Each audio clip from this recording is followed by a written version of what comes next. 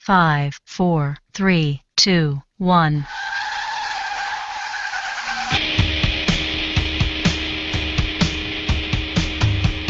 I don't even know what's happening.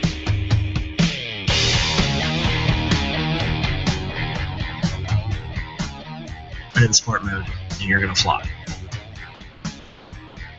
Just exactly how awesome was it? The mighty Nissan GT-R.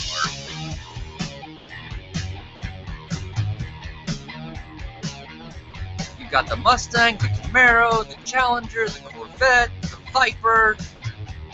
America. Damn, I forgot the bananas. I love this. And we'll do it live. And we'll do it live. Hello, ladies and gentlemen, boys and girls, the wonderful people all across the internet. My name is Christian Moe, and you are listening to the TopSpeed.com podcast. TopSpeed.com is your crazy, cool, and amazing internet home for awesome automotive stuff. Hi, everyone. How are you? Today, I'm trying to get some extra things together. I'm going to get the YouTube feed open. Today, I'm joined by our editor-in-chief, Justin Cutler. Hi, Justin. Hello, Christian. Hello, Top Speeders. I hope everyone's doing fine on this Thursday afternoon. I mean, I'm sure everyone's probably doing really good. It's Friday Eve, and everyone likes Friday Eve. All right, what about our other guest today, Mr. Mark McNabb? Mark, how are you?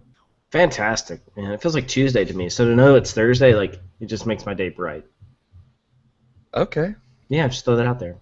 It's Tuesday. It is not It's Tuesday in this world, okay? Can't change Wow. that.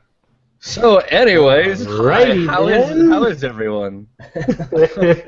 I guess we're all doing good. I'm questioning what Mark has in his cup there. Yeah, speaking Green of, tea. hold on, I have to, Even though it says energy coffee, beverage. yeah, it's still green tea. Mine is not green tea. Mine is intelligence, motivation, happiness. EBT approved. Crack in a can. Yeah. All right, I want to say a big thanks to everyone who is currently watching live. We've got a couple of guests. Hello, all of our live viewers. We've got our first one is Mr. Randy Walker. He's another one of those wonderful guys from the local Miata club that I've talked about a few times. Walker, Texas Ranger. Okay. All right. Anyways, That's I do it. have, before we get started, I do have one really cool thing to talk about. Look at that thing. Oh, You were such a nerd. look at that. Isn't that, it's a Mini Cooper, a big one. Why haven't you Made built out it? of Lego. Because I work and I haven't had time yet. Oh. And but like it's super awesome. So it's got a picnic basket, and underneath the trunk, which opens, there's a spare tire, and in the front, the hood opens and there's an engine in it, and the interior bits move, and the top comes off, so you can see the whole interior. I mean, like, it's totally awesome in a lot of ways. We are wrong. It's a Mini Cooper, so it's a boot and a bonnet, not a hood and a trunk. Come on. Well, give us a drive review once you're done with it. Yeah, it's 9 inches long when it gets done, so it's decent size for being a Lego kit. But anyways, I should do that live. Just like do like a 10.5 hour long YouTube video of me building that thing live, going, "Where's the stupid long piece?" And absolutely no one would watch that. No. You know what? I don't care. I'd watch it later. Well, enjoy the 20-hour build. All right. Again, this is TopSpeed.com's podcast. We are an automotive podcast. We like to talk about a lot of automotive things. So let's start with our weekly wheels. And we're going to start with Mark McNabb, who's been driving some big stuff. Yeah, so I was in, the GX 460, and it was a luxury edition. So, I mean, this thing was like, it's pretty much a house on wheels. For those of you who are unaware, that's a Lexus. Yeah, yes, it's a Lexus. So, Lexus house on wheels. It's big, it's roomy, it's comfortable. It's got V8 power. It's got four-wheel drive with low range. You can tow some stuff with it, and it's got 3 rows of seats. And it just feels old. That's my main complaint about it. It just feels old. yeah, sure, it's body on frame, which a lot of SUVs kind of still are these days, but it feels a little ancient, and mostly due because of that old 4.6 liter V8 up in the hood. So Well, and when was the last time that was refreshed in any sort of meaningful way? I can't even remember. Like, yeah, it has a kind of a refresh for 14 as far as like the front end and like the kind of the way it looks, but I mean the greasy bits are all still the same. So it's starting to show its age a little bit, but I mean it works well for a decent SUV. Like I had it in a pretty deep ditch and was able to get out of the ditch pretty easily. Had it in low range, didn't feel any tire spin at all, and it just crawled right up. And it's got street tires, so I mean that was pretty nice. But yeah, I mean this thing, it didn't really have any major options to it, but because it was the luxury, it already came with everything.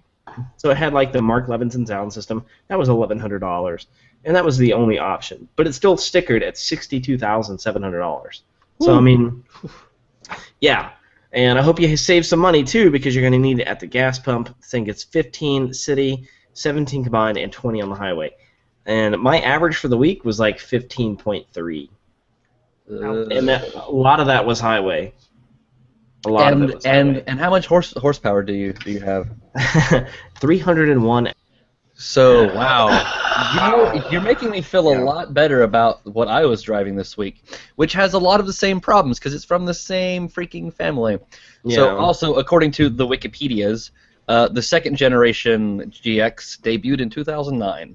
So it's 5 years old. Yeah, well, okay, so I have nothing really bad to say about how the car works itself. Like, it's nice. It's really comfortable. It's roomy. It's got a great rear seating arrangement where like you can get into the third row seats very easily. But I think there's a lot better ways to spend $62,000, especially on a car. I think there are a lot of Lexuses you can say that about. Yeah. I hate to put it that way, but there are tons of Lexuses you could say there's better money. It's better ways. Like, okay, if I wasn't going to tow, and I didn't need to go off road, but I still wanted to haul some people, like, why not the new one, the NX? Like, sure, it doesn't have third row, but I mean, it's a lot better looking. It's a lot newer. It feels a lot newer. I mean, people are all about that space. Yeah, it's annoying. I guess so. And speaking of annoying, one of the major complaints I had about usability of this car was the tonneau cover that goes over the cargo space. The thing was ridiculous.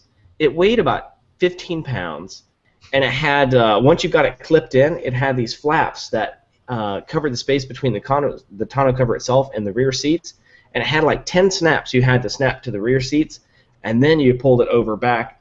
And it was just ungainly and huge, and if you had to remove it, you had to like do these little squeeze things on like the side of it.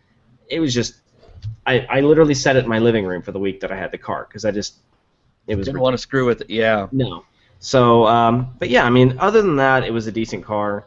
I felt like I was in place when I rolled through some pretty swanky neighborhoods. So.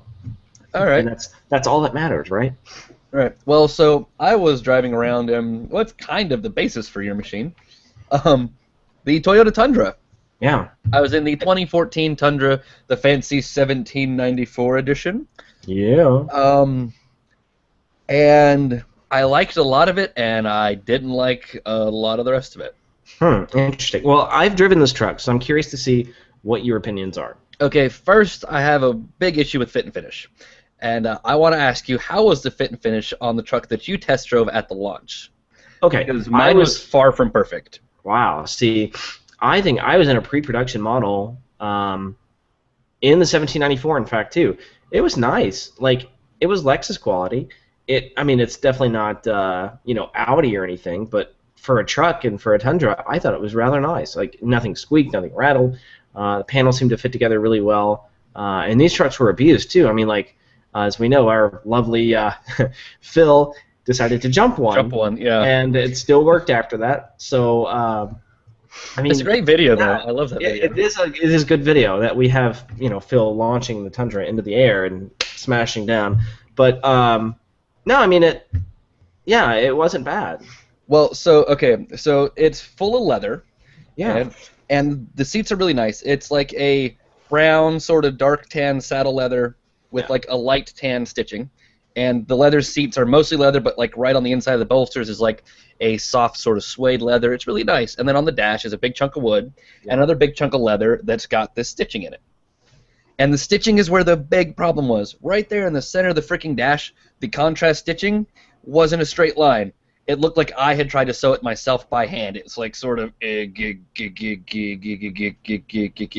was that way on every single panel inside that truck. It looked like a 7-year-old with the twitch was trying to stitch that thing. Wow. None of the stitching lines were straight. Wow, that's crazy Wow. on a press car. My goodness. Right. Wow. And Do you Any have car, pictures but a of press that car up yet? that. No, I don't have pictures of that up yet. Oh my gosh, I can't wait to see that. Yeah, so Great. it's well, and I ran into a little issue because it's not as easy to see in the pictures as it was to see Just like in person. in the truck. Yeah, but I'll go ahead and I'll dump one in real quick so you guys can take a look at it here in just a second. But if it wasn't a $46,000 truck, I wouldn't have been quite so concerned about it. But it's a $46,000 truck, which is not cheap. No. Now, to be fair, it is cheap compared to some of the competitors. So Yeah. if you want to buy a base level GMC 1500 Denali, so granted by base level Denali you still have most of the options, but you get the smaller 5.3 liter engine, you're looking at 53 grand. So that's more money. But that's actually the thing that worried me the most about this machine is because next year we have a brand new Ford F-150. Right now we have a brand new Chevy and GMC, right? I've not been in either of those trucks. I've been in the old 1500, and the Tundra right now is equal to the old one, which means that if the new one is any better at all, Yeah. the new one's better. Okay, so I have been in both trucks. I've been in the Tundra 1794, and I've been in the Chevy Silverado High Country, which is the King Ranch version, if you will. Right. Hands down, the Chevy wins on interior fit and finish. It was just a nicer truck. You know, I think the materials were a little bit nicer. The way the dash and everything was laid out, ergonomics was really good. But that's not to say the Tundra was bad. And I mean... Well, and You even guys- beyond fit and finish, just as a truck, I Oh, think yeah, the true. Tundra, as a truck through and through, is on par with the old Chevy and with the old Ford. But with a brand new Ford coming out next year that weighs like 600 pounds less and has all these great new engines and all that sort of stuff, and the brand new Chevys that are out, I'm just worried if that price difference is there for a reason, and I'm still not sure it's worth it if those new trucks are that much better. Yeah, now, when I talked to Toyota engineers at that launch, they were like, you know, yeah, we looked at the other engines from Chevy, and, you know, like, yeah, they've got all this great, like, variable valve timing, direct injection, displacement on demand, and stuff like that. But, you know, we decided not to include any of that on our engines besides variable valve timing, and, you know, we're still making, you know, X number of miles per gallon, and we can still tow 10,000 pounds, and we feel pretty good about that. And that was kind of their attitude about it. And I think part of their problem is they kind of ride on that old reliability thing that they had many years ago, where they were the, you know, king of all reliability. So it's, oh, well, we're Toyota, so it doesn't matter, right? Well, this truck needs to be reliable because the Lexus that Mark was driving came out in 2009. This truck came out in 2007. So this is the second generation Tundra, and it's essentially unchanged from 2007, except for this year there's a full visual refresh. Mhm. So all new body, all new interior, but the things that make the truck a truck haven't changed since 2007, and you can tell it when you drive. It feels old. But I'm also one of these people who I'm not a truck person in the way that people are like, all I want is trucks, all I want to drive is trucks, that's what I use to go get groceries. No. I live on a farm, I have horses, I use a truck to haul hay, to haul trailers, to do things. And so I want a truck to act and feel like a truck. So the fact that it felt old most of the time wasn't that big of an issue to me because it still felt like a truck and less like a car, which I appreciated. But I just feel like Toyota's just being lazy about it. They're like, well, we know we can't outsell Ford or Ram or Chevy, so we're just going to make a thing, and some people will buy it, and that'll be fine. Like that's sort of how I feel their attitude is about it, and that kind of upsets me. Yeah, I mean, it's a good truck. It really is. There's nothing overly wrong with it. I wish it had a fully boxed frame. I wish it had a more efficient engine with more horsepower. But you know what? I'm okay with horsepower, but I do wish it was more efficient. Yeah, because I mean, I think I remember it getting about 15 or 14 miles per gallon. So I think. Well, so the 5.7 that's in it now is 380 horses, 400 pound-feet of torque. So it's a stout little V8. And the sticker here says 13 city, 18 highway, 15 combined. During most of my highway driving, I was getting about 16 and a half. Then I moved a trailer. We bought a new horse trailer this weekend. So bumper pull, 2-horse slant load trailer with a tack room up front. It's about 3,700 pounds or so, according to the websites that I can find. Towing that, I got like 11 and a half, 12. Yeah. So that was like, ugh, 12 miles to the gallon. Yeah. I will have to say, around Chattanooga, and I had to fill up again when I got to Knoxville, which is like an hour and a half drive. And I'm like, how can I have used this much gasoline in such a short amount of time? That's ridiculous. Wow. Yeah. Now, I will have to say it does pull a trailer really nicely, especially in a straight line. That V8 will move that trailer pretty quickly. In fact, I pulled like a Airstream RV with mine at the press launch. It was pretty quick. Yeah, no, I was fairly impressed with the towing. I like that on the bumper they've got both plugs. Yes. They've got the large round plug and the small square one both integrated, so you're never going, oh well, I picked up a U-Haul and now I have to buy a freaking $25 adapter because I don't have the right plug. Yeah. So that was nice. And I mean everything worked great. I love that the rear view camera. Like I'm not a huge rear view camera guy either. But I love it in this truck because along with the lines that tell you where you're going to go, like where the truck is, they've put a dashed line straight down the center of the camera display where the hitch is. So trying to back up to load the trailer to begin with was super easy. I knew exactly where the hitch was. Excuse me. I backed right up, dropped the trailer on the hitch, and I could go. It was great. You hit the little tow haul button, so it holds the gears lower, and you can leave. The transmission shifting logic is actually really great in tow haul mode. It'll hold gears, but it won't hold them obnoxiously. So when I was in actually the old GMC Denali, in tow haul mode, it just always seems to hold a lower gear, even when you're like cruising on the highway. So it just like the engine was really loud and really drony all the time. And the Toyota, I guess just because they programmed it to get as good of fuel economy as possible, as soon as it senses that you're not really like you're going down a hill a bit or you're on a flat bit, you're not actually pulling anymore, it's really quick to upshift and get you down in those lower revs so that it's quieter in the cabin and you're getting a little better fuel economy. And then as soon as you need to, it'll downshift in a heartbeat to give you the power you need to pull. Yeah. So what GMC? what year GMC was that you were driving? 2013.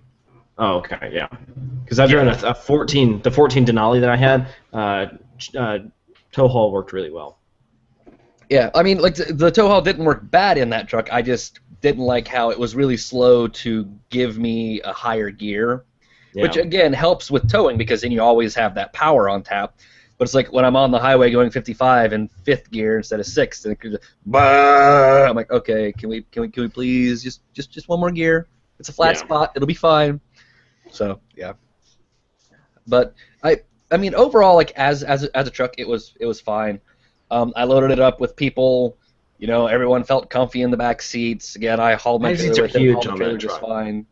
They are huge. I do have to say I didn't find the front seats very comfortable. The bottom cushion's really stiff.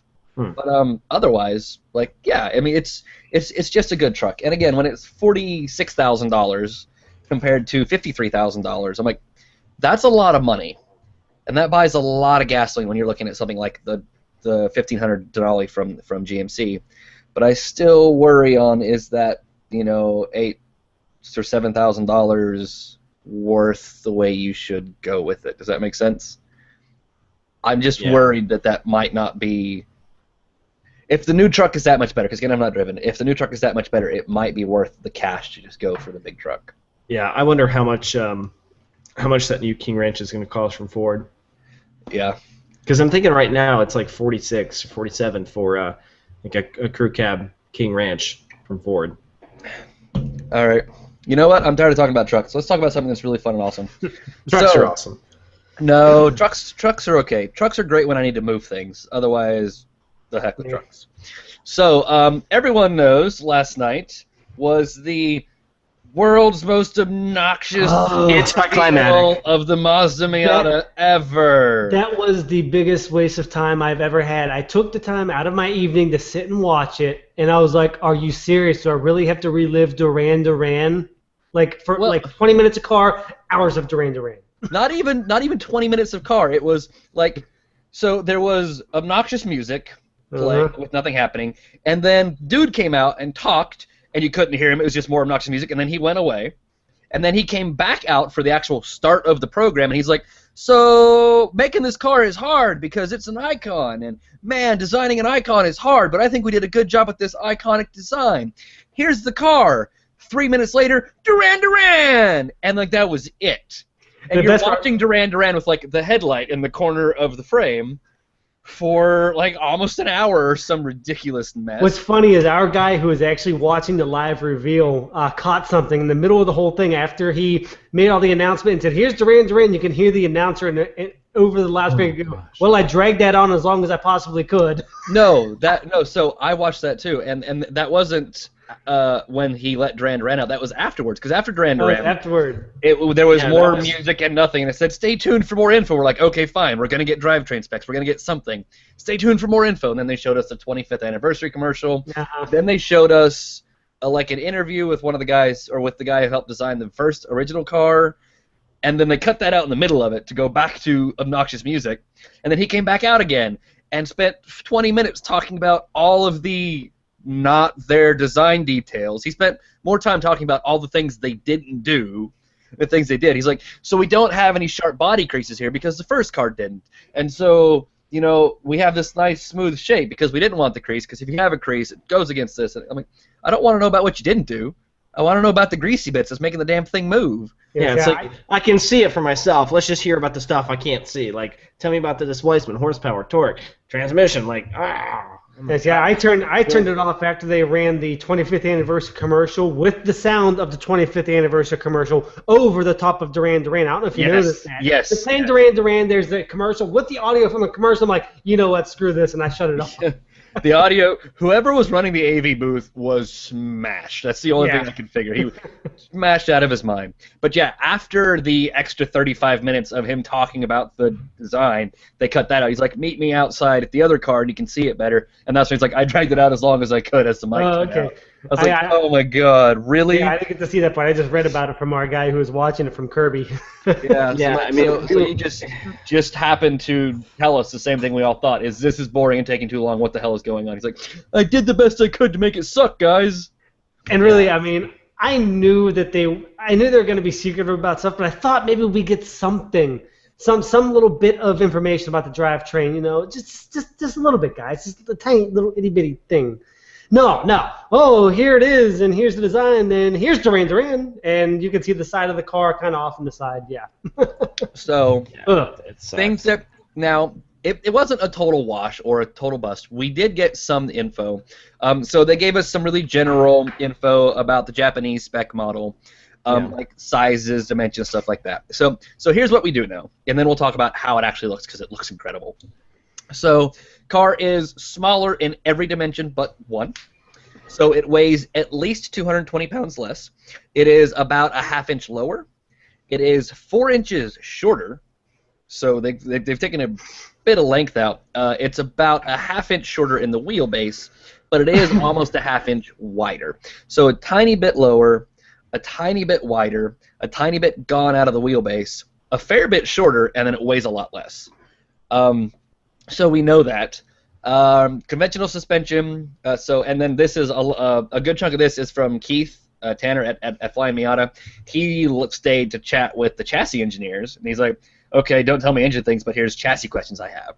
So pure conventional suspension. There is going to be no fancy adjustable, hit a sport button and the suspension will lower and tighten. None of that crap. It's a normal suspension. So he says there is a sport button on the design model, but that's actually part of the automatic transmission. And he says, yes, the car that rolled out onto the show floor with the manual shift knob was an automatic. Don't read anything into that. It's the way they had to build it. Now, the chassis engineer says it's going to be much better than the current car. It talks about steering feel, and driving fun instead of just increasing the grip limit. So they really focused on that idea of making it fun to drive, not just making it grip as well as possible. He says there are 195 width tires on the driving model, so not very wide tires. That's actually less than what I have on my Golf. Yeah, it's pretty skinny. Yeah, he says final damper specs have not been set. They're going to wait until they have near production unibodies for the test mules. So they don't even have like production spec unibodies yet, which I think is part of why we don't have drivetrain specs. He says specific exact tire sizes have not been decided, but they're going to be about the same as an NC. That means if you buy the rims, you can actually run a 255 on that thing. So you can run big, wide 9-inch tires. It's just not going to come with those. Obviously, it's 100 kilos lighter than the current car. No comment on powertrain specs. It has an almost perfectly flat bottom, Keith says, and he says the front radiator is inclined just like it is on the NC. So what I get from that sort of stuff is the engine they've told us is going to be a Skyactiv G. So that means no turbo, Justin.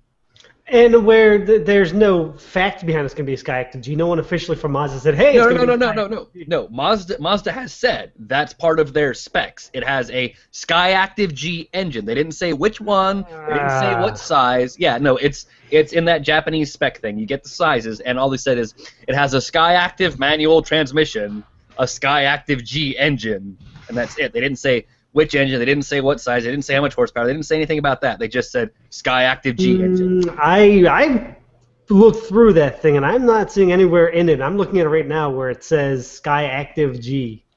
If you go to the article and look the official specs or the JDM specs or whatever like that, it says it right there, Skyactiv G direct injection gasoline engine. Where are you seeing that again? On our article, the main article. I don't care about. Our article is that's the engine we put in there. That's no. On our article, we have a list of specifications. We have this, the screenshot that Mazda sent out. That includes all of the specifications. Okay. I didn't see that. Body type, seat, length, width, height, wheelbase, engine, transmission. Yeah. And by the way, okay.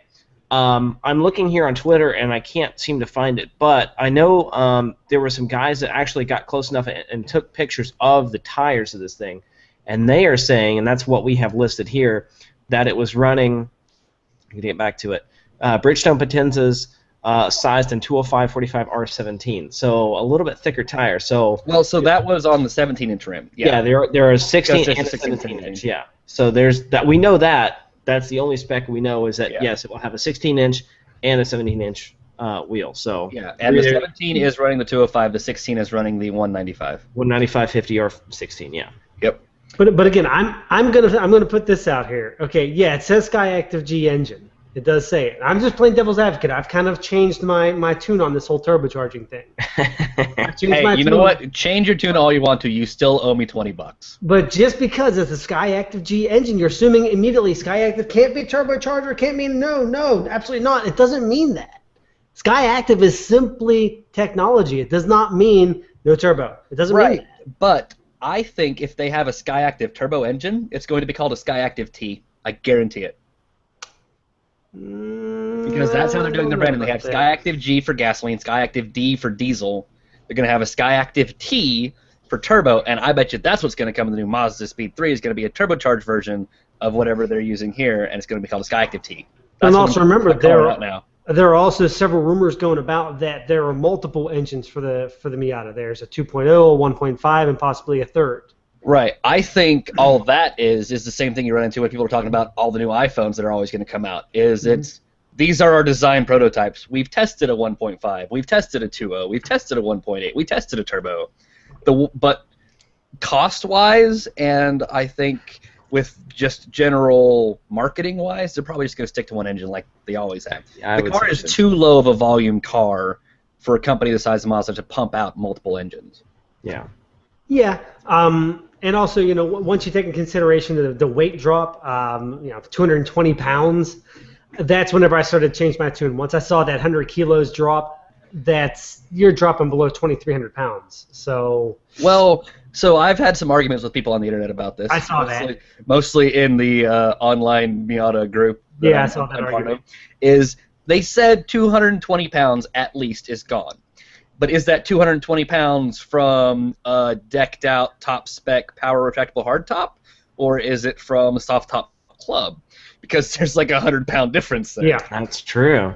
So the cool thing is if it is 200 pounds off the board, like they're going to make a hardtop model later, and just every single model that comes out is going to be 200 pounds less than its comparative current gen model, then this car is going to weigh less than your car, Justin. It's actually going to weigh less than the second gen model. Oh yeah.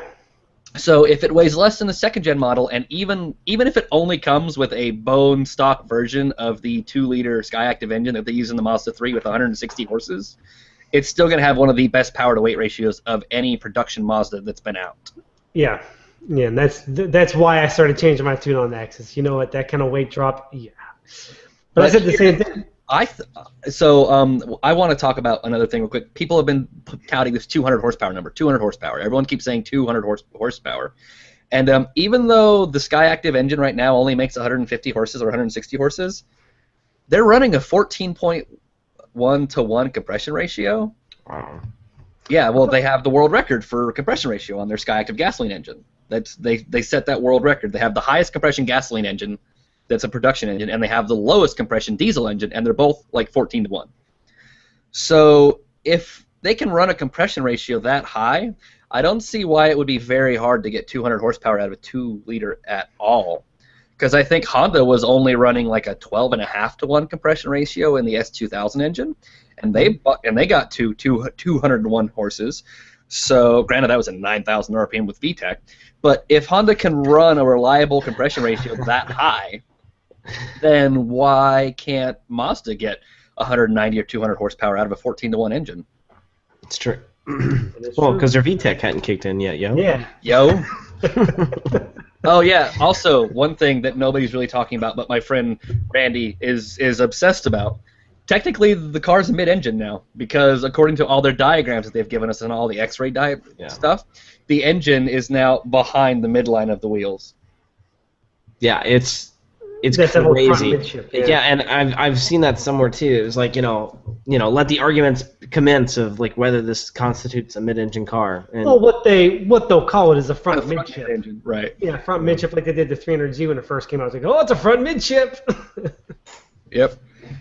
Which, I mean, that's cool, and I think that's probably accurate, because I don't know how else they're gonna get that super low swoopy sloping hood that they have now. Yeah. Because I mean, you have to move that engine back to make room for that thing to drop.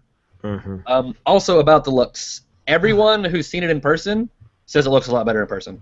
I hope so, because I got to tell you, when I first looked at it, it's one of those cars I had to say, okay, it's got to grow on me.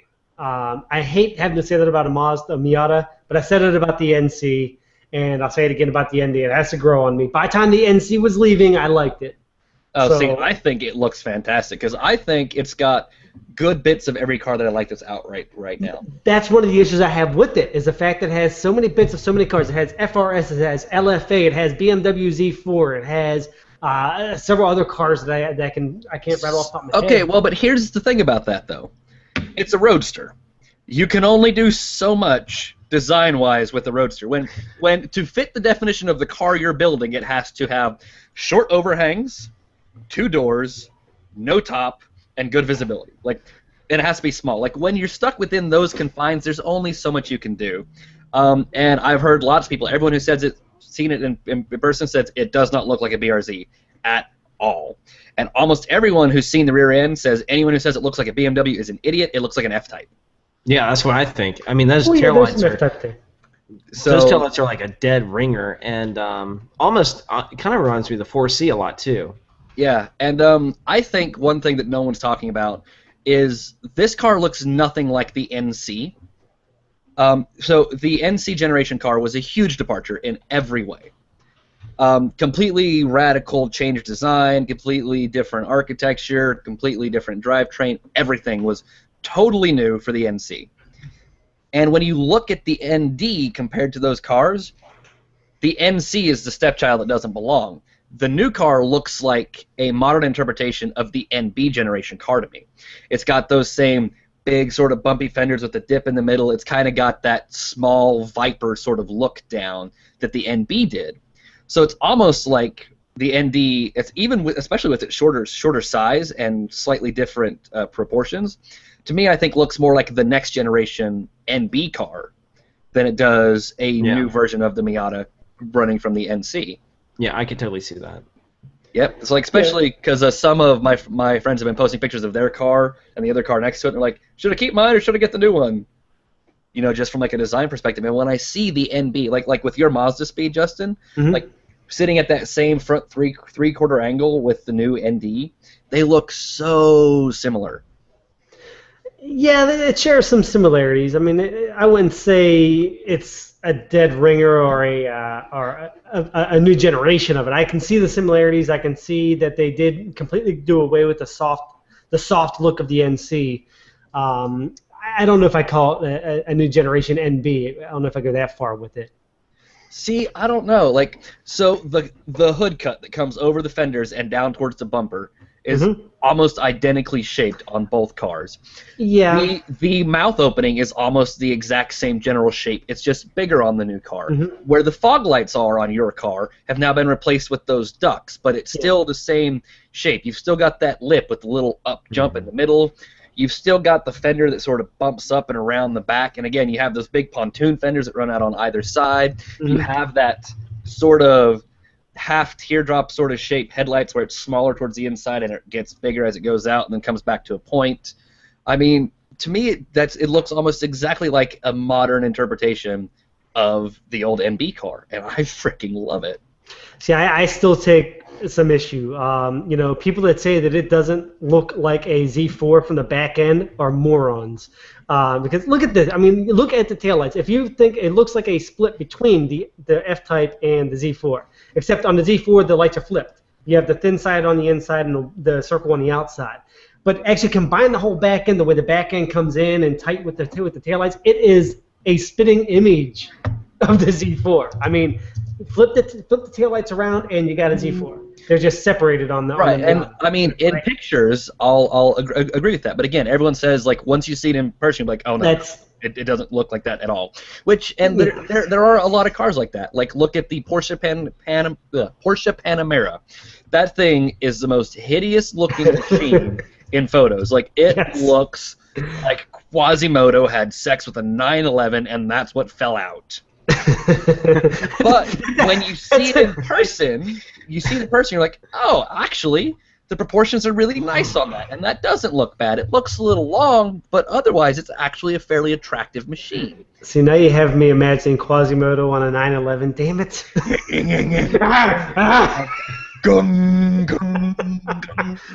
But you know, overall, over the last couple of hours, I've been staring at the front end of this Miata. I'm starting to like it. 1 second. Randy, keep your comments clean. Uh-oh. I can only imagine what he's telling me. No, he's just kind of along the lines of Quasimodo, actually. But you know, I just think there's a little too much of other cars mixed in here. I think the guys spent a little bit too much time looking at other cars when designing this. I think they did too much of the BRZ, too much. There's a little bit of LFA in those headlights, too much of other cars in the back end. I don't mind. There's only so much you can do. Like there's only so much. Still, I don't mind inspiration. That happens everywhere, but some of this stuff is pretty. See, I don't think the headlights look like LFA at all, and they look like the LFA and FRS combined. I think it just looks so. I will give you that general shape is kind of LFA, but that general sharp sort of teardrop shape is being used on headlights for almost all cars from all makes and brands, and even Mazda's doing it in some of their other cars. Like everything that they've done fits within their Kodo design language. It's not like this is out of left field where they just took other cars that are selling and just did that, you know? Well, yeah.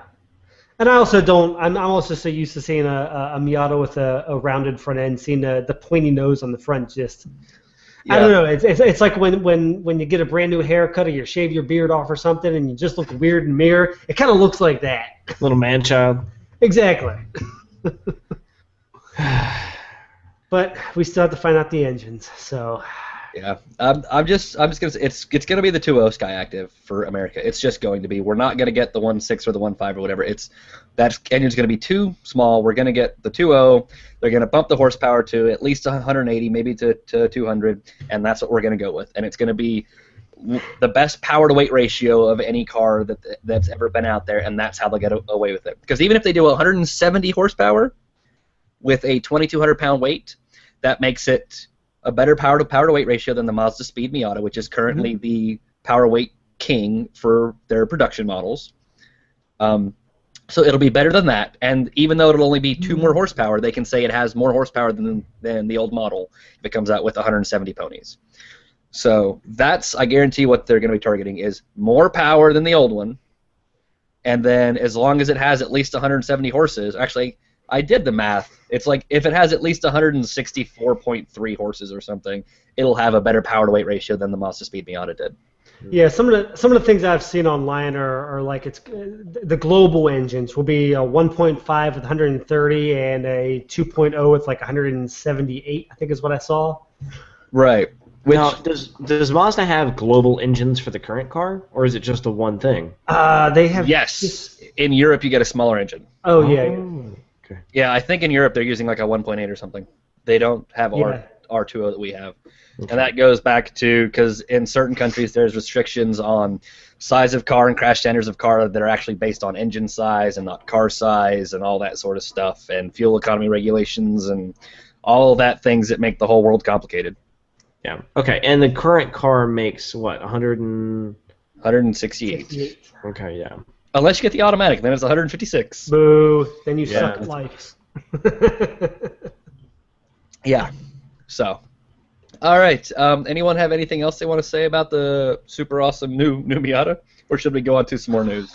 Mazda, learn how to do a release. That's all I'm gonna say. You know what? Ford did the same freaking thing with the new Mustang. They built up all this hunger. The new Mustang's coming. The new Mustang's coming. Here it is. All right, guys, we're going home. It's just like, what? Well, I think it was stats, though, right? I love they didn't. But the thing with the new Ford Mustang, though, is it just got all the old bits, so it was like, whatever. We know what all the old bits are. But they still did that, like, brand new super awesome Mustang. Okay, here's what it looks like. We're gonna go home. Thanks. Bye. I love how Mazda was able to keep everything a secret, though. I got to give them credit for that. They kept it very well kept until like yesterday afternoon. I think a render came out from some of this. Yesterday morning, yeah, I wrote the piece for that, and I feel really sorry. Like I was super hoping that was not what the car looked like, because that means somebody's probably getting fired, and that sucks. Unless he was in on it. No, I think because Mazda did such a strong job of keeping this thing secret, they would not have just let somebody leak it out 12 hours before the reveal. There's no way. Especially not after all the humdrum and everything that they went through to get this together with the big concert and all that sort of stuff. Somebody's probably losing his job, and that sucks. So, all right, let's go ahead and do some other news. Then maybe we'll come back and find more things to talk about for Miata. Let's start with Mark. You want to tell me about some Audi TT news?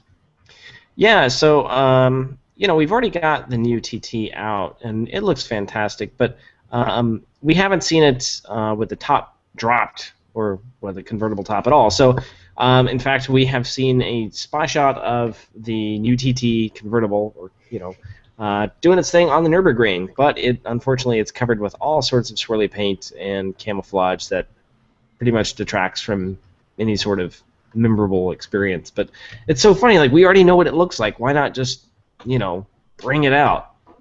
I mean, the parts that are different aren't camouflaged. That's what's funny to me. But yeah. That's just my thing. So, I mean, it's going to have all the same stuff. It's going to have that 2.0 liter, the four-cylinder with 184 horsepower, 280 pound-feet of torque, everything like that. But, it's just going to have a drop top. So that's going to be, fantastic for the people like you, Christian, who, like to get their hair messy. Yeah, well, You mean get my top of my head sunburnt because all my hair's falling out. Oh, Widow's Peak. But yeah, I mean, that's pretty much all the news to it. I mean, it's just, hey, it's here, it's coming. Get ready for it. Now, it will take another year before it comes out after the Coupe debuts, so we'll have to wait, to probably 2017 before it actually hits U.S. streets. All right. That's all there is to that. Well, then we'll give Justin a news story. Justin, will you talk to me about a pretty blue Dodge Viper? Pretty blue Dodge Viper. Let's see, what do we have here? The old Viper GTS ceramic blue package. Let's see, I've been on vacation. It is pretty paint. It is very. I want to preface everything, and I want to say this: Dodge is doing exactly what Bugatti has done with the van. We're not selling. What are we gonna do? You took the words directly out of my Edition. mouth. Hey, look, it's a pretty color, guys. Wow, buy me, buy me, buy me. Never gonna do this again. It's gonna be limited production. It's gonna be the best car in the world. We're only gonna make 40. Okay. Yeah, it's like they just mixed enough paint and said, okay, we'll just do 40. Just tell people it's special edition. We won't mix any more paint. Yeah, like calipers. We'll do a new badge, satin black exhaust. Yeah. Hey, it's great. Yeah, I mean, it's purely aesthetics. I mean, they're taking a car that's not selling at all and polishing up that turd and rolling it on dealership lots, calling it a special edition. Your thing about paint. That's exactly what happened. So somebody's like, you know what? Let's start working on colors for the next model year. Order 4 gallons of this paint, and we'll paint one car and look at it. And they accidentally hit too many zeros, and they got 400 gallons of paint. Like, crap! What are we gonna do? Special edition! Oh my goodness! Boys, decimal points. Yeah. It's kind of ridiculous. It's a cool car, though. I mean, it looks good. I mean, I'm gonna give them that. It's a nice looking car. Granted, it's in my rival high school's colors, so it's kind of iffy to me, but it's still cool looking. I like it because it reminds me a lot of the Mustang Grabber Blue, which is one of the nicest production colors I've seen in the last 25 years. But it's like a little bit deeper, little bit darker version of Grabber Blue, and I just think it looks like the tits. I love it. I mean, it's a great looking color. I love the color, but do you really got to badge it as a special edition? Can't you just offer the color, maybe? I mean, offer it as a special edition. So, like, Bugatti's not the only one that does this. So BMW with all their M cars had the special frozen edition paints that were the matte paint that you can't get it wet, you can't get it dirty. If a bug hits you while you're driving, you have to stop immediately and clean it off with a rag. So, I mean, if people will buy that, I don't see why they won't buy a really pretty blue Viper. I don't know. What else does this thing have? Some black rims, some black stripes, Yeah, it's a blue Viper with a lot of power and it's going to sit on dealer lots. Sounds good. Yeah. It'll be pretty every time I drive by the dealer. Like, ooh. Yeah. It does have ceramic, ceramic blue fuel door, orange brake calipers, carbon fiber brake ducts, and a rear applique. So a sticker. If you're gonna call it carbon, at least maybe make it really cool and give maybe carbon ceramic brakes or something, not just the carbon fiber applique. Yeah. Well, yeah. I love what the writer, I think it was Cyprian, said. It was like, so in other words, the body has more extra details than Birdman Anderson's tattooed arms. All right, next story. It was Kirby. Credit to Kirby on the. Oh, yeah, it's Kirby. Okay. All right, so I'm going to talk a little bit about some Land Rover stuff. So, which is fantastic. Yeah. So Land Rover came out with the Vision concept or whatever, with the cool see-through hood and all this stuff, and it looked like $1 million. We're like, wow, that thing looks nothing like a Land Rover that's out right now. It's swoopy and it's smooth and it's pretty and has all these cool high-tech details. It's never going to look like that. And then they went, hey, here's our brand new model, the Discovery Sport. And it's like, oh, hey, that looks exactly like the concept with different headlights. Awesome. So the Land Rover Discovery Sport is much like the Range Rover Sport in that it shares a name and almost nothing else with the other model. So the Range Rover Sport is smaller, lower, faster, has different bits in it than the normal Range Rover. The Discovery Sport's the same way, but even to a greater extent. So we all know the Discovery. It's currently the LR4 here in America. Big, square, boxy thing, can climb Everest, whatever. Ugh. And then they have taken the sort of sleek, modern design that's kind of on the Evoque, and they've made this new Discovery Sport. So it's smaller, shorter, all that sort of stuff than the standard LR4. Drivetrain is dead pull straight from the Evoque. So we've got Turbo 2.0. We've got a 9-speed auto, which again is obnoxious. But fantastic. We're getting too many gears. I do like the way they have it set up, though. So in the Land Rover, it's really only an 8-speed. There's 9 gears. The car, unless you force it into first gear or you're using the low range mode, starts in second gear. That's the transmission just starts in second. So that's what you take off in. Yeah. It's kind of like some of those cars, like the manual, like some of the import cars in the 60s and 70s, like or 70s and 80s, had like first and then low. Do y'all remember that? Yeah. Mm-hmm. That's kind of like what it is. Basically, Yeah, my uncle had an old Toyota like that. It was like, L? What is that? And he goes, that's low range in my Toyota Corolla. And I'm like, okay. Yeah. And my sister had a Honda Civic with that, but it didn't have low in 1. It had 1, 2, and you just always left it in 2 because if you started at 1, it just wound out at about 10 miles an hour. Yeah. So that's sort of the same idea. Is the car starts off in second gear, and then for really low speed crawling and stuff, you have a super low first gear, Which is really cool. I still think it's too many gears though, because 7 speeds would have been plenty, and you could have just had an 8-speed gearbox and saved a little bit of weight and a little bit of space and a little bit of money, and still started off in second. Just, you know. So, but yeah, new Disco Sport. Looks beautiful. Lots of cool tech. There is some things that I think are a bit silly. It's like the headlights are nice and big and round, and they've got an LED tracer that goes around them with brakes in the LED light on each 4 corners. And I thought it looked like a target, like a gun. And they're like, no. Each one of these points represents a cardinal direction on a compass, north, south, east, and west. Whoa. Because we're adventurous, and you go out and you get lost and find your way home in a car like ours. I take my gun with me on stuff like that, so I think it's crosshairs. Right, and I'm just like, this, okay, fine, compass in your headlights, good job, guys. But overall, I think it looks great. It's cool that it's new and it's fresh, and it's not a traditional old-school Land Rover thing. Because, like, sticking to your heritage is a good thing, but Land Rover probably went over and talked to somebody at Jag, and they went, don't stay purely heritage. That killed us in the 90s and 2000s. It just killed us. You know, when we came out with our brand new car that looked like one from the 70s, nobody wanted it.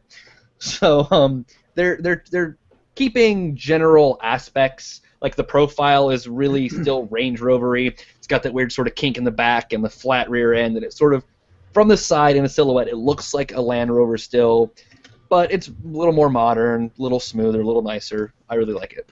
My favorite part of this whole thing is it is not obnoxiously expensive. No, second cheapest Land Rover you can buy, and it's only like $1,400 more than the base LR2. Yeah, that's fantastic. And that LR2 is really a crappy car. It's you wouldn't want to buy it. Yeah, so yeah, I love that it's pretty and it's cheap. Of course, most of the cheapness is the fact it says Land Rover on it and not Range Rover, but you know. Yeah. All right, we got one more news story to hit. Talk about an upcoming Kia. Yeah, so kind of the same story as the other car I talked about, the Audi. We just see the thing running around with a bunch of camo on it. So we're thinking that, you know, it's kind of like a midlife refresh. I mean, the car's not that old, the Kia Optima. So it's, 5 years. You know, it's going to have that. Say what? 5 years or so, right? No. Gosh, when did it come out? It was, well, I guess you are right. 2010, I think, is when it came out. So, I mean, yeah, it's time for a midlife refresh. But I think it's going to keep all the same greasy bits underneath. It's going to have that same 2.4-liter GDI engine in it, making 192 horsepower, 181 pound-feet of torque. I mean, they might bump that up a little bit, but it's still going to have that same Tiger Shark type nose. It's going to keep that same design language, I think. But it's just going to look a little different, a little newer. Definitely some interior bits are going to change, but nothing too overly drastic, I don't think. But still, we can look forward to that. All right. So that's all we had for news. We're gonna go and we're gonna jump into the questions and answers segment. So Simon said, and I love this, guys, winter is coming. F you. Can you give us some I'm tips looking forward on to that. picking a decent set of winter? Well, no, it's a Game of Thrones reference. Oh, I just say cold weather. So. You live in Florida. You don't get cold weather. Hey, we get cold weather. It gets in the 20s down here sometimes. And like, Yeah, 3 in the morning. 20 Celsius maybe. No, it's about 3 in the morning. You'll hit about 28, 29 degrees. In the On middle like of 3 winter. days a year. Yeah, 3-4 days a And the year. rest of the time it's like 9 million degrees and the pavement's melting. Yeah. Yes, that one. So yeah, Simon, Simon, go ahead and just take advice from the 2 people who live in Florida who never have to drive in snow. We're going to tell you how to buy snow tires. But I drove in snow the majority of my life. I have only lived in Florida a few years. So Okay, that's I drove right. in Pennsylvania most of my life. Anyways, yeah, can you give us some Comment- tips on picking a comment return. decent set of winter tires? Rule number 1, don't overdo it. Don't go buy a set of big honking studded tires. You don't need big fat studded tires. No, actually, you should go smaller. Yes, go skinny. Skinny tires work best in snow. People don't realize that because you have less area with all that weight. It digs onto the snow. Big tires are good for ice, but not snow. Yeah. Wider the tires, the more they float on top of the snow. So I've got a couple of just like bullet points for winter tires. First, again, don't go any bigger. If you're gonna buy winter tires, get either the exact same size you have now, or go one size smaller on diameter and one size smaller on width. Now, obviously, when you go one size smaller on diameter, you get a bigger ratio. So, like on my Golf, I'm running 225, 45, 16. Or sorry, 17. And then if I wanted to get snow tires, I'd go down to a 16, and I'd bump that 45 up to a 55. So the actual overall width of the tire or diameter of the tire is about the same, so it doesn't affect your speedometer and all that sort of stuff. But you get narrower tires, and you get more sidewall, so you've got a bit more bounce climbing over things like that. You can lower the pressure a little bit. Hang on, did you just say you jumped from 17 to 16? Yes, so like... Do you have 2 different rims? No. Like, well, yeah. If I'm going to buy a set of snow tires, I'm going to get them mounted on a set of Oh, snow tires. okay. I was like, wait a minute, hang on a second. Okay. That's why if you're going to just swap the rubber onto your rims, obviously get the same size you have now. Okay. There's nothing you can do about There it. we go. But I we'll make sure we didn't have poor Simon there trying to cram 16-inch tires on 17-inch wheels. Yeah, you know what? People will do weird things. I've seen it happen. The thing, my big thing about just getting a cheap set of spare rims is how much money is it going to cost you to have your rubber pulled off of your summer tires and put the winter ones on your old rims twice every year versus how much is a set of steel tires that you can just walk out into your yard and swap yourself? Yeah. So and how much that's would my it be to big thing. replace your steel tires or your nice alloys if you curved it from going into the, Right. on ice? So size go narrower is always good. Winter tires don't just mean snow. Yes. It's temperature based. The rubbers in winter tires are made to be softer at colder temperatures. If you have a nice set of summer tires, when it drops below like 30 degrees, those things become as hard as a rock and you have absolutely no grip and traction, even if the road's completely dry. So if you live in really cold areas, even having just a set of normal winter tires, just cheap winter rubber that work better at colder temperatures is a good thing. You don't have to drive through 40 inches of ice and snow to justify the purchase of winter tires. And then, as we sort of got to a second ago, I fully believe in just buying a second set of rims with rubber and mounting it on there so they're always there, they're always ready, and then when season comes, you can just go out into your yard, spend 45 minutes one afternoon, swapping all your tires out and having it done, and then you protect your nice rims, you protect your nice rubber, you don't ever have to worry about all that sort of stuff gone. Just store the rims and summer rubber in your garage, put the winter ones on, and have fun for a couple months, and then go back. No mounting and balancing either. Yep. Makes it nice. Yeah, and you can pick up a cheap set of steel rims from a junkyard that matches the wheel pattern in your car, and you can pick them up for like $20 for each rim. Don't even need to do a junkyard. If you go to Tire Rack, because Tire Rack sells like all of the things, that's probably where I'm going to buy my winter tires from this year. They'll sell you packages. You can type in your car and what rim size you have, and they will recommend the right size width for a good winter tire, the right size diameter rim and sidewall, like all of it. It'll be exactly what you need. And they sell super cheap Steelies. I think if you're doing a 16-inch Steely, they're like $60 a piece. Yeah. And if you buy rims and rubber from them, they will mount and balance them for free. So they arrive at your house ready to go. You don't have to bother paying to have them mounted or anything.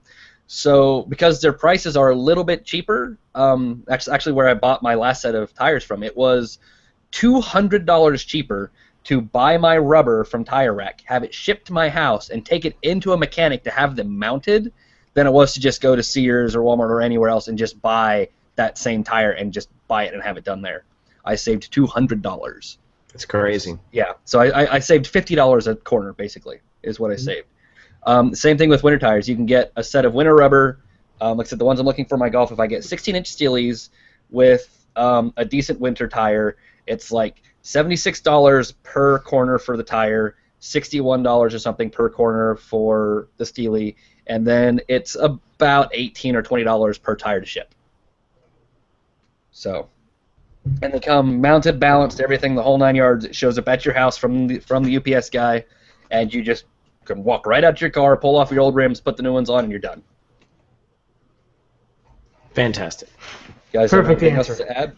All I have is don't go crazy with studs. You don't need them unless you live in Alaska. And chains. Don't forget those. Well, no. So Yeah. if you live in a state like Colorado that requires chains for things like the steep highway hill climbs in the winter, well, okay then. Yeah, studded tires might be something to look at. But studs add a lot of money, and they'll wear out a lot faster if you're not actually driving on ice and snow. So that would be my thing for it, is if you live in an area where the roads don't get routinely taken care of and are constantly covered in ice and snow in the winter, you could possibly justify studs. Just make sure states allow it. Some states like Wisconsin, no chains and no studs are allowed by law in Wisconsin because they destroy the concrete roads that they use. Same in Pennsylvania. Yep. So check legality of things and then go from there. Oh, wait, we have some comments going on here. Uh-oh. Florida people be like, damn, it's 70 degrees. Where's my parka? Exactly. That's me. I spent a decade in Nova Scotia. There, you want studs. Cyprian God. says winter can't come soon enough as far as he's concerned. You know, Randy says, if I never see it again, I would be happy. The Finn best says, thing about winter, though, is ice racing. That's so much fun to watch. I want to do that once. Just go to a lake that's had a course carved on it and go nuts. Oh, my gosh. So Finn says, I don't do winter well. My wife finally admitted that she's going to have to send me or travel with me to Key West at least once a winter, or I am impossible to deal with. I don't love Key West. I love the Keys. Randy Walker says studs are $10 more a tire. Okay, yeah. I thought that he said are more than $10 a tire. I'm like, no, Tire Rack charges like $10 or $12 per tire for studs. So yeah, studs aren't expensive, but you usually don't need them for a lot of things. All right, next question. Jason 009. Guys, what would be your top 3 most recognizable cars worldwide? Cars that the average Joe all over the world would have no problem naming. I'm going to pick the first one. Volkswagen Beetle. That's a really good one. Dang, there's so many. I'm going to say probably. Well, no, Honda Civic changes names. Okay, I got another one. Yeah. Volkswagen Vanagon. Well, I guess in the U.S., yeah, we did have Vanagon back in yesterday. Everyone in the world will recognize a VW bus, and everyone will recognize a VW Beetle.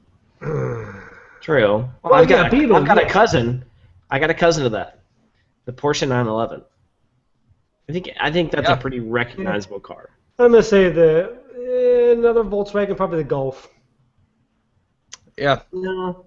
Well, another cousin of that, the Lamborghini Gallardo.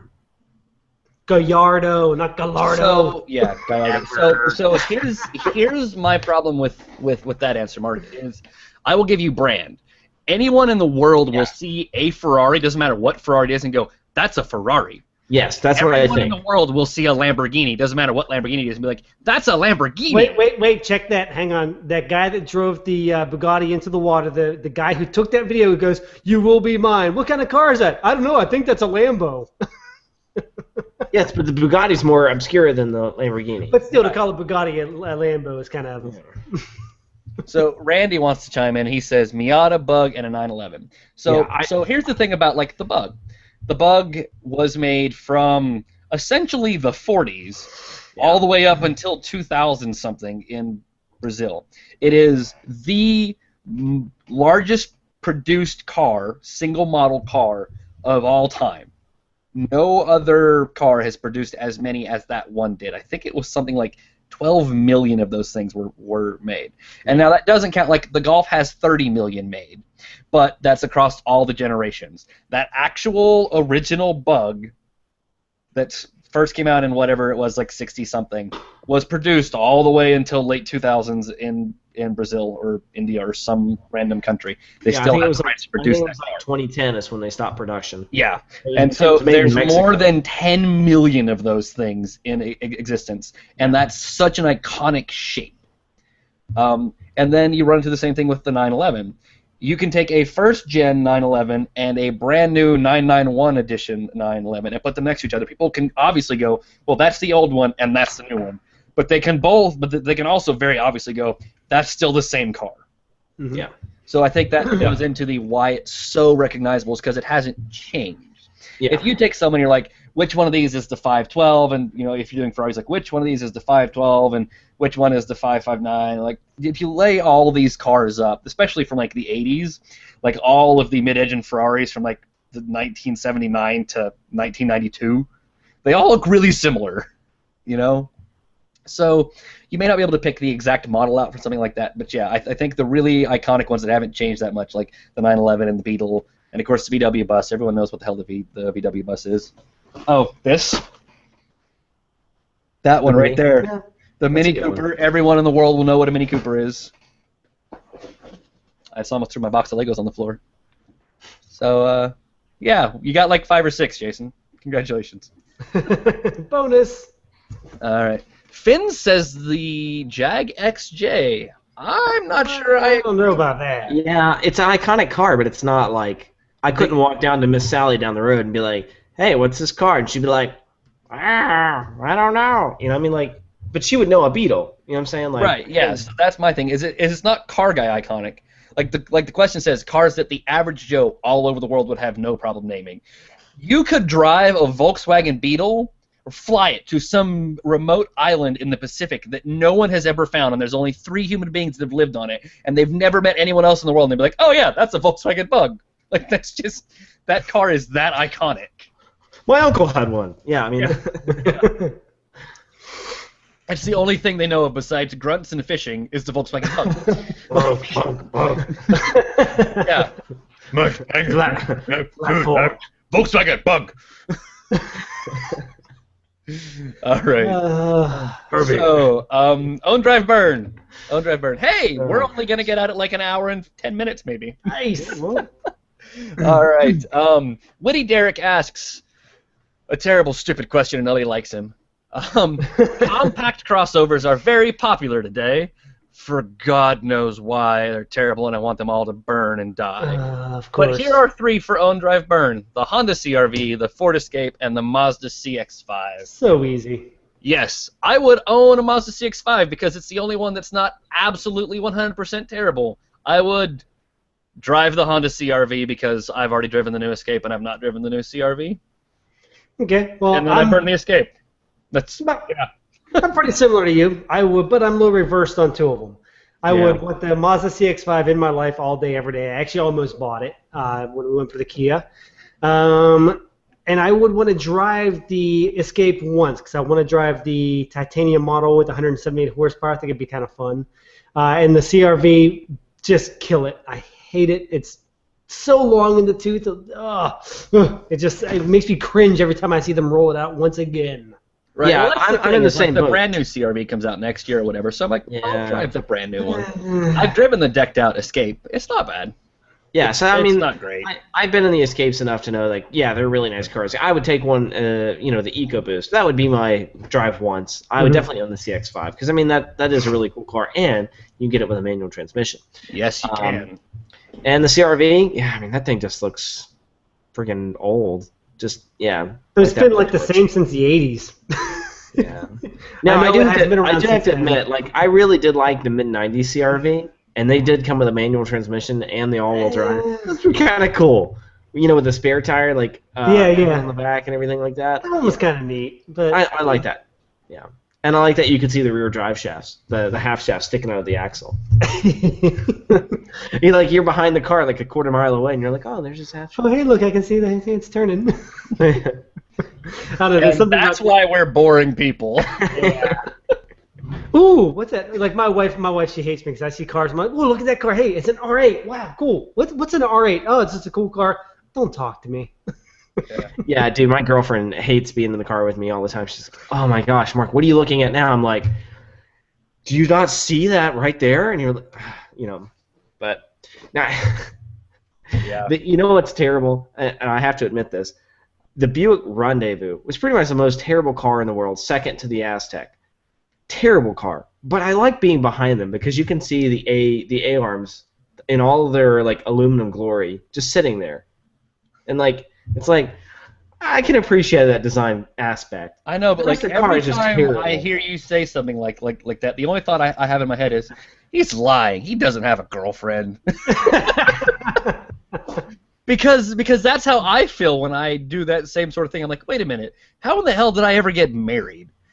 Because the STI, I saw one a few weeks ago that apparently had a rather attractive woman driving it. I missed her. Oh no, yeah. But I was like, oh wow, and Jenny just sees me staring. She goes, really, this girl? And I'm like, what girl? She's like, the girl in that Subaru STI. I'm like, oh, there was a girl driving it? She goes, you can't give me that. It's just an STI. You've seen a whole bunch of them. I'm like, well, no, that one was the WR Blue with the gold wheels, so that was one of the limited launch editions. Did you not see the gold BBS? It's just like, I know the same thing, dude. Same thing. oh, Randy says, hell, my wife has a Hemi. I almost read that as my wife has a Semi, and I got super worried about that for a second. Whoa. Oh my gosh. No, No, I do have to admit though, my girlfriend is she's into cars than most girls are, so I give her that. Yeah. And she puts up with my crap a lot, Oh, look at that car! Look at that car! Yeah, Jenna does put up with a lot of crap from me. She hates it when I get something nice in the driveway because then we'll go out to dinner with friends, and then her and one other person will go into the restaurant, and then me and the other 5 people who are going out will stop and talk about the car for 20 minutes. Yeah, I get that a lot too. All right, so anyways, that has been our show. I want to wrap it up before we get too late into talking about absolutely nothing. Again, thank you to everyone who came to watch our show. We have a lot of watchers and chatters this time. I don't see Nice. Hulty, which is kind of sad. Yeah, we're crying a tear for Alti. Yeah, but so we got Randy and Cyprian and Finns, and I know that my buddy Mazda Speed Stig is watching on his phone. He sent me a text to say he's watching the show. He just can't comment on the mobile app.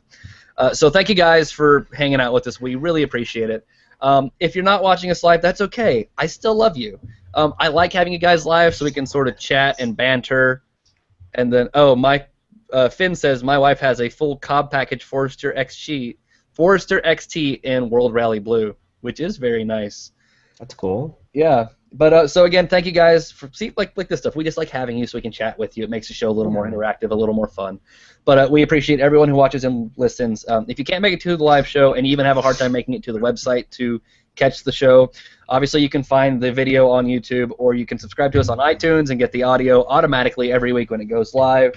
We do the show on Thursday. Usually the audio feed hits iTunes late Thursday night, early Friday morning, so you get it automatically to your phone or iDevice or whatever. So that's nice if you like that route. Otherwise, thank you guys for watching and listening. Again, I'm Christian Moe. You can find me on Twitter directly at Moeferd. That is Moeferd. I'd love to chat with you. You can find Justin at The Car Junkie, or you can find Mark at Twitter or Instagram at Mark McNabb. Please leave us questions for next week's show. Please leave us own drive burns. I've only got one more in the queue waiting that was dropped off last week. So, and it's a bunch of M3s, so we're going to be having to burn an M3 next week, which is sad. But so I need more own drive burn suggestions. And let us know what you guys think about the show. Let us know what you think about the Miata. And let me know what you think about this thing. If I actually did do a live stream of me building this thing that took like No one would watch hours, that. No one would watch that. but let me know, how terrible of an idea do you think that is? Go, I wouldn't watch it but have fun, or go, don't do that, you're an idiot. Just let me know in the comments. I'd appreciate that. All right. Anyways, so thank you guys so much. This has been our show. We've got some different outro music today. It's going to go for about 1.5 minutes or 2 minutes, and then we'll be gone. And yeah, the little rat's running around with the cage back there. And we'll see you guys next week. So mute your mics, homies.